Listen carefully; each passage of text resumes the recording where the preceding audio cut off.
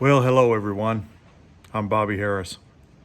Hope everyone's having a great Memorial Day weekend in 2022. You can see I'm wearing my Air Force hat. I'm not a Air Force member, but my son is stationed right now at Wichita Falls, Texas, and actually getting ready to go to Holloman Air Force Base soon. So just trying to support him as much as I can and his endeavors. And so nonetheless, I'm on here trying to make my very first YouTube video. Now, I work on guns. I do a lot of Cerakoting. I do a lot of gun work and other things. I don't do major gun work. Like, I wouldn't call myself a gunsmith. I'm more of a, let's say, an amateur tinkerer, and I like to do that. So I do it for a lot of people, and I do some Cerakoting and hydro dipping and things like that. And someone said, you take a lot of photos and you put all this stuff on, your Facebook page and other things, and maybe you should just do a YouTube channel. And I thought, well, I've never really done a YouTube channel, but I thought, well, what's it going to hurt to try? I mean, so I don't have a GoPro or anything fancy like that. I'm actually just recording this on my cell phone. So bear with me as I kind of step you through this, but you can kind of see my workbench behind me and a few things I've got going there. I've got a lot of stuff that I've accumulated over the years just to tinker around and work on things. So I'm kind of setting up my bench right now, and I thought I'd step you through the next build that I have going. And one of the primary reasons I even thought about doing the YouTube channel here was this build I'm kind of calling my forever gun. And it's a gun that I've thought about as I've kind of moved along in years here, and I've owned a lot of calibers of rifles, and I've never really found a caliber I didn't like.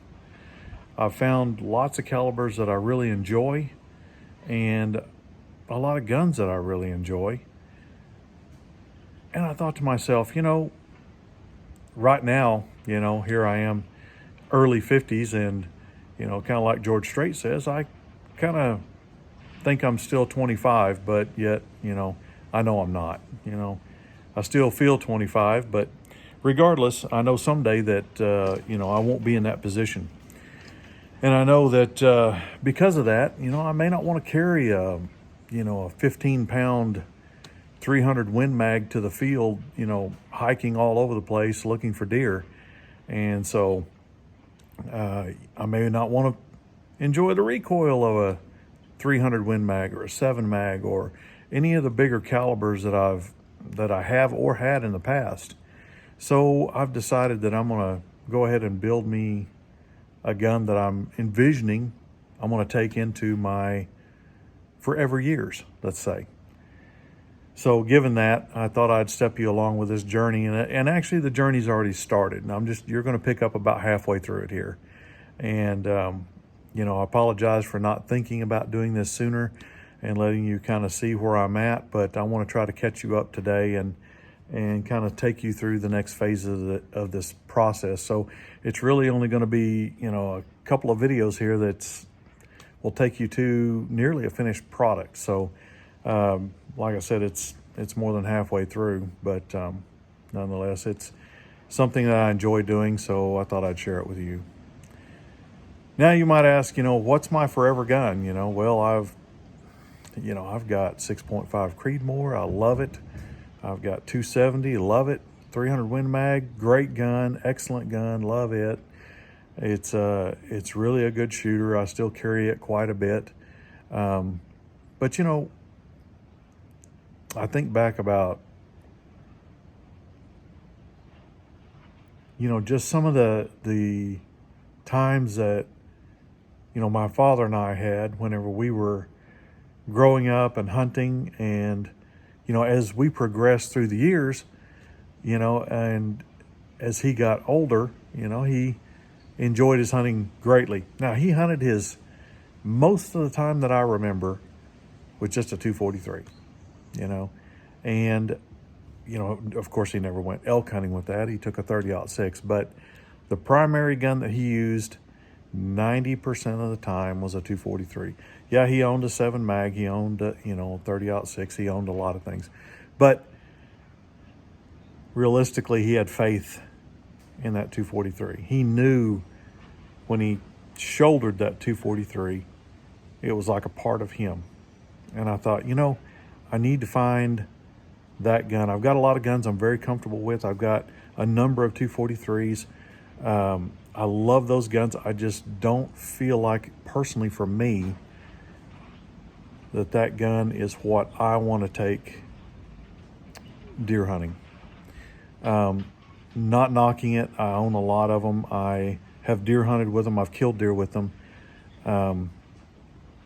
Great caliber. Just excellent. I use it for varmint hunting. I just love my 243. And Dad thought that was, the perfect round for whitetail. And he's taken a lot more whitetail than I have, I'm sure. But I feel like that, if I want to go mule deer, or if I want to go, big whitetail hunting, some that could be potentially, 300 plus on the hoof, I'm going to need a bigger caliber than a 243. So I'm jumping down to that trusty 308. That 308 Winchester seems to be just a really all-purpose round, And you say, well, what made you pick a 308? I mean, there's so many calibers out there that are great. And I've had a ton of different calibers. I've had 300 short action ultra mag. Loved it. It was a great gun. Find ammo for it right now. You can't find ammo for it right now. You almost can't find brass for it right now. I hated getting rid of that gun, but in the back of my mind, I thought that caliber is slipping away. It's slipping into a realm of being a collector's item. And I don't want, I use all my weapons. I use all of them, and I enjoy them. So not to be able to find a particular caliber, ammo, whatever it is, that becomes a problem, And I think we've seen this in the past couple of years. We've really saw what can happen. And so I told myself, find something that's not going to go away. Find something that you're going to be able to carry forever. And so I wanted to find a 308. Now, there's a ton of good manufacturers out there. I like a lot of different rifles and manufacturers. My primary rifle go-to is always a bolt action. I'm not a fan of pumps. I'm not a fan of automatics. I want that bolt action accuracy that I've grown up with, that I've seen, that I've watched my father shoot many hundreds of yards. And I guess my go-to gun has always been Remington. Now, I know a lot of you are probably going to cringe when you hear that. Like, oh, Remington, what do you mean? I mean, their quality's gone downhill. It's all, And I agree. I agree with you. I mean, there's some new Remingtons out there. Pardon my chickens. They're having a fit. So, nonetheless, there's some new Remingtons out there that have really had some bad issues, And so for my build, and I've got a lot of older Remingtons mainly. I've bought them since I was a youth. And for my build, I decided I'm going to look for an older one.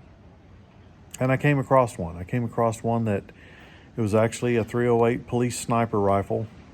One of the bull barrel, or what you may call it, maybe even a semi-bull barrel jobs that it was manufactured. Once I ran the numbers on it, I realized it was manufactured in 1996. And that was still in that realm where they were making good product.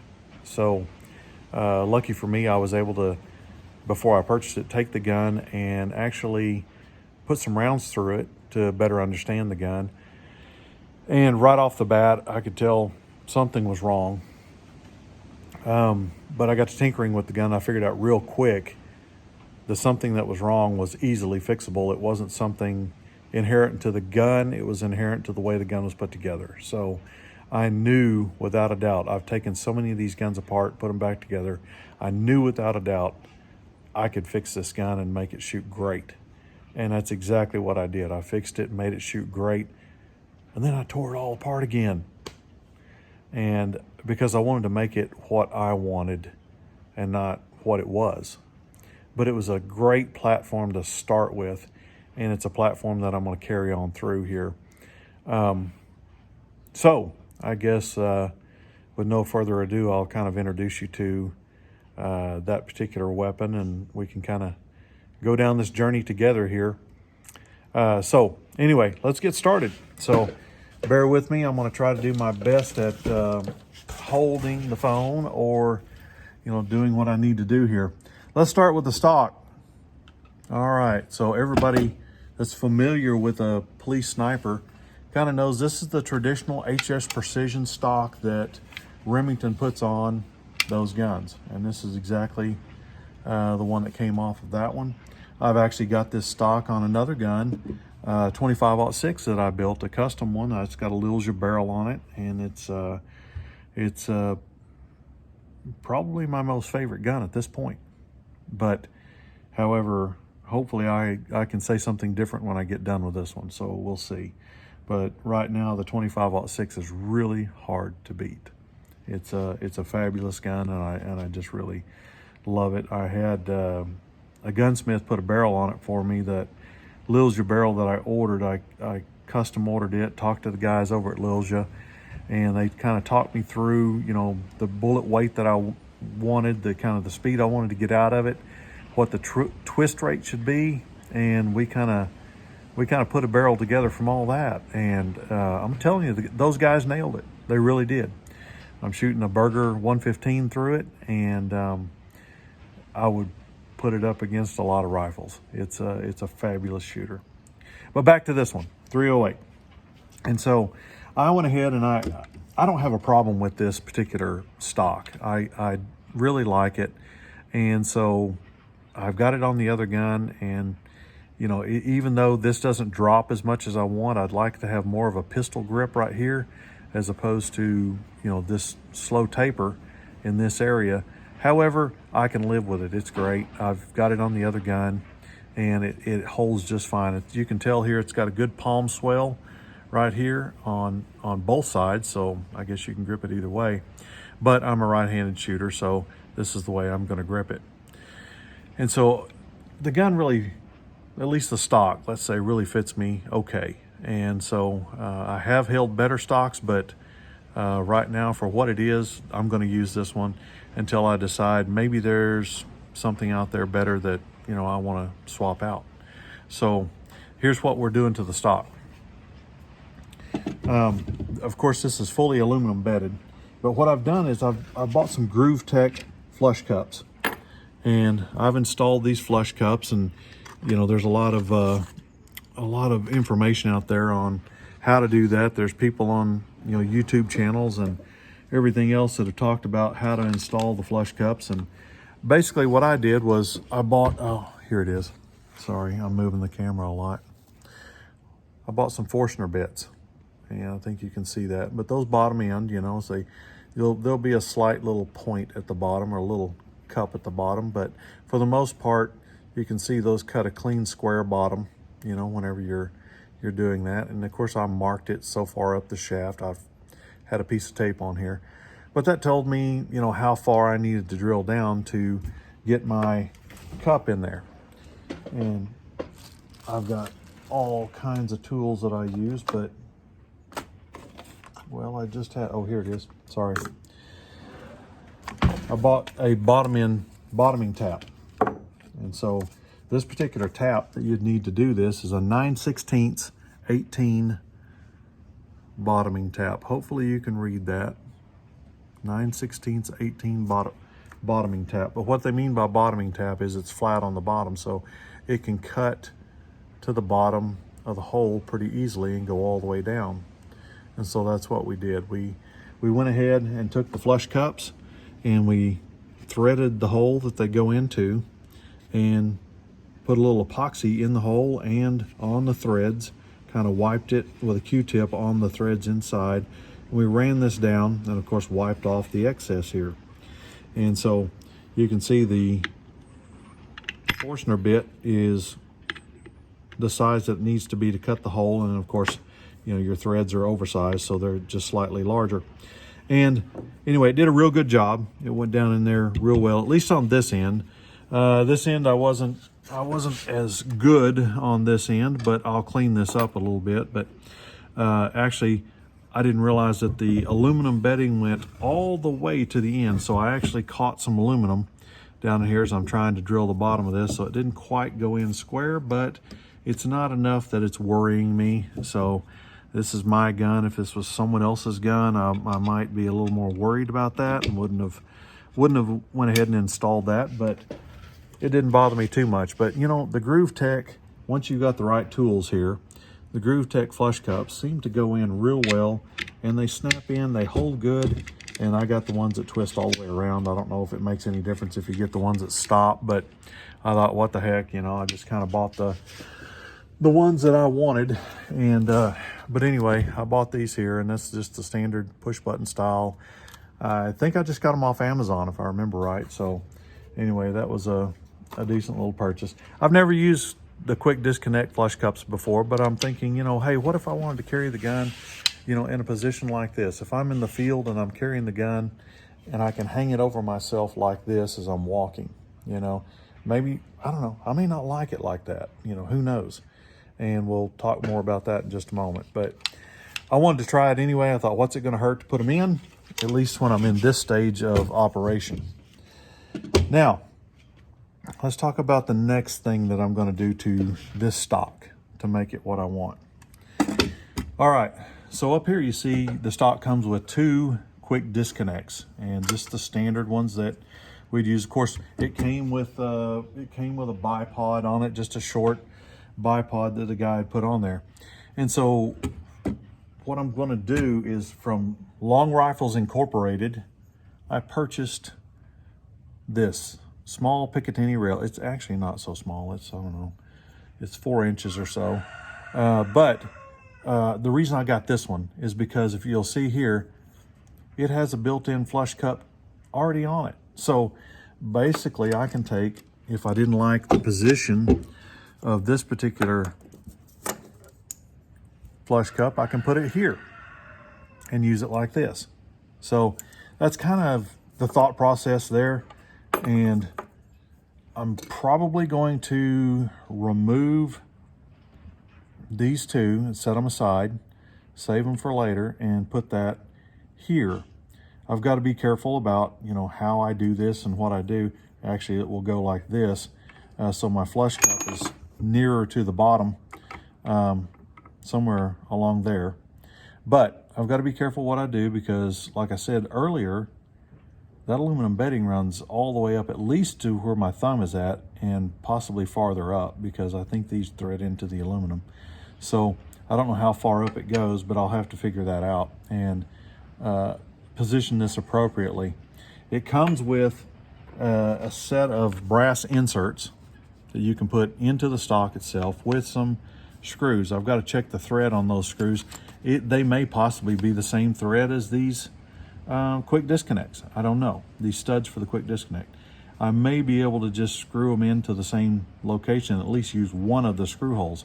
I'll look into that and see. I'm not sure if that's the position I want it in, but regardless, I thought I'll try it and see if I like it. If I don't, I can always take it off, and at least the brass inserts are there if you want to put it back on, and then, you know, I can put the regular studs back in it. I don't know.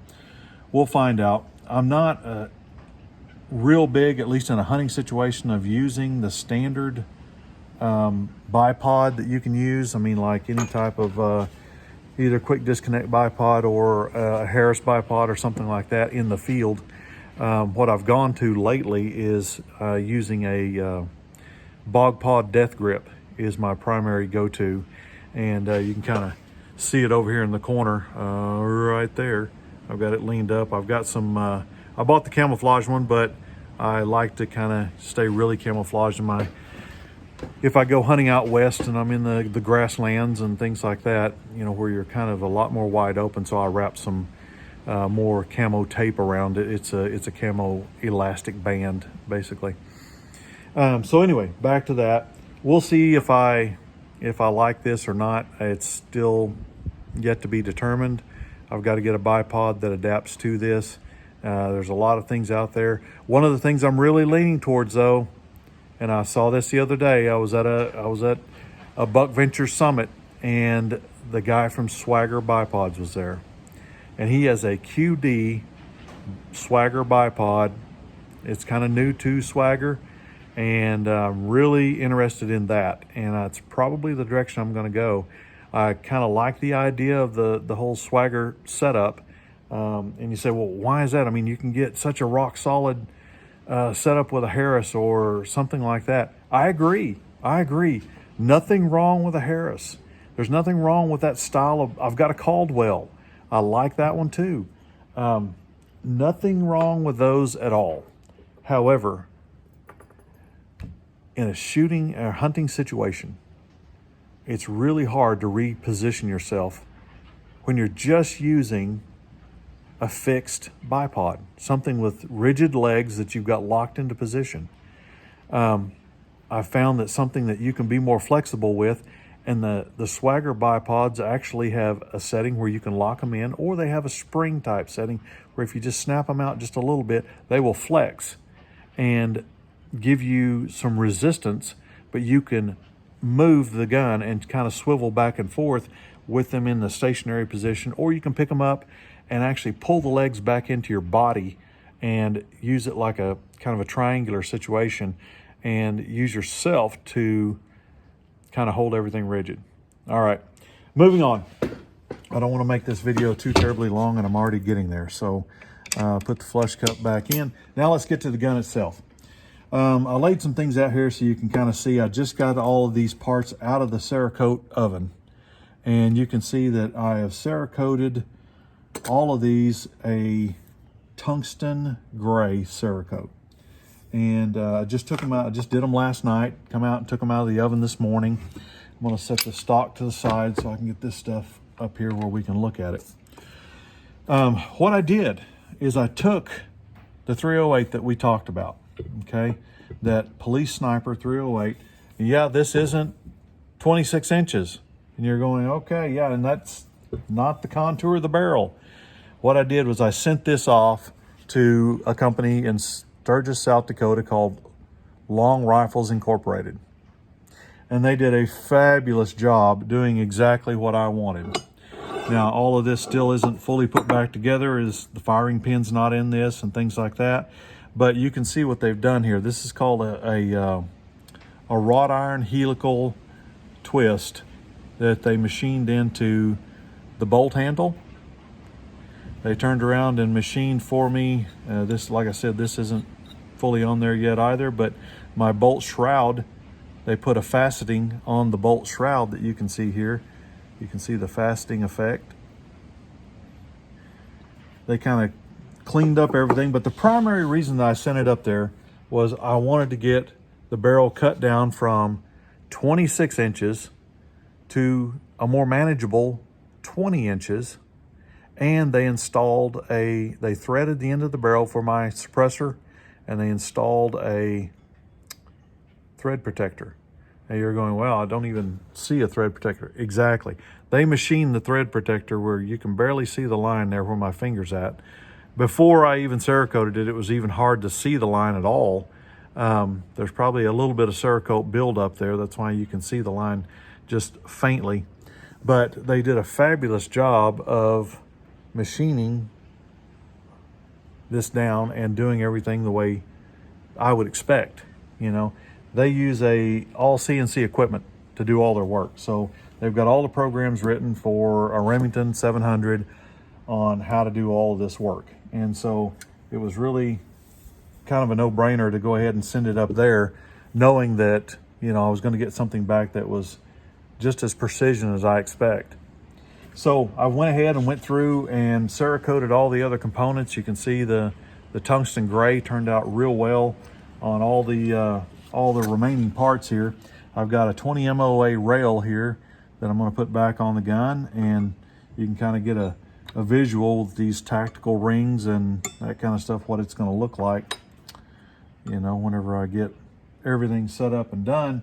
This is it's a primary arm scope that kind of came with it. It looks decent on here, but I'm probably not the scope I'm going to go with, you know. But, you know, it kind of gives you a visual of what the overall setup is going to look like, you know, whenever things are said and done. But right now, that's kind of where we're at with the build. My next step on the stock is I've got some KUIU Hydro Dip film. This is I believe it's pronounced KUIU Vias, and you know, it's a kind of a Hydro Dip film that, well,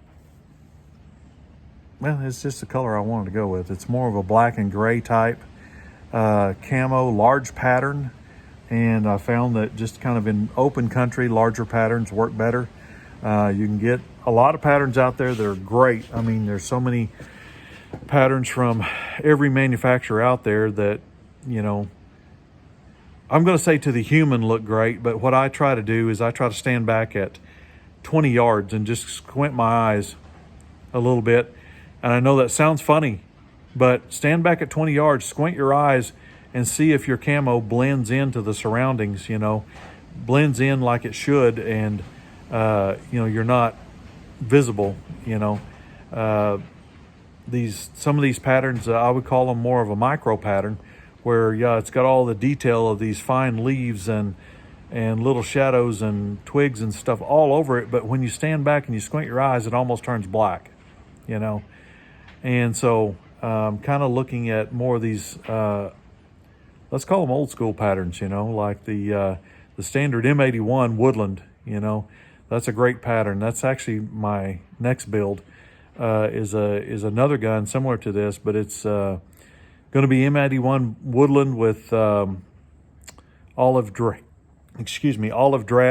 Cerakote on all the metal components. So that'll be a fun one, and I'm getting actually ready to start that one this afternoon. But I kind of wanted to step you through where I'm at, what the process is. I mean, you can kind of see this is some of the Cerakote work I do. This is an old scope that I Cerakoted that I just keep around. This is what I call just an old trusty scope. It's not one that means a lot to me, but I Cerakoted it to put on a 243. I used it for years, and then I come across a Leupold that I wanted, and I put it on the 243. And I keep this one around to test other guns with. If somebody brings me a gun and says, this thing will not shoot, what can you do for me? First thing I do is pull their scope off, and I put this scope on, mount everything up correctly. And if it shoots with this, I know there's nothing wrong with the gun. I turn around and I go back to resetting their scope properly and getting everything lined up the way it needs to be. So anyway, I've kind of rambled on a little bit here, but I've kind of talked you through also the process of, you know, kind of where I'm at and what I'm doing with my forever gun. And I just kind of wanted you guys to see it.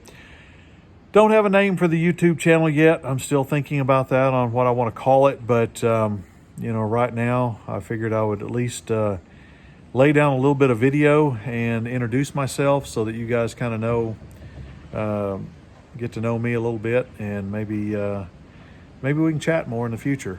But anyway, hope everybody has a great day. I want to say God bless you, and I hope to hear from you soon. From Oklahoma, I'm going to say, well, we're having a windy day, and I'm going to sign off and get more work done. So you guys have a great Memorial Day. Take care.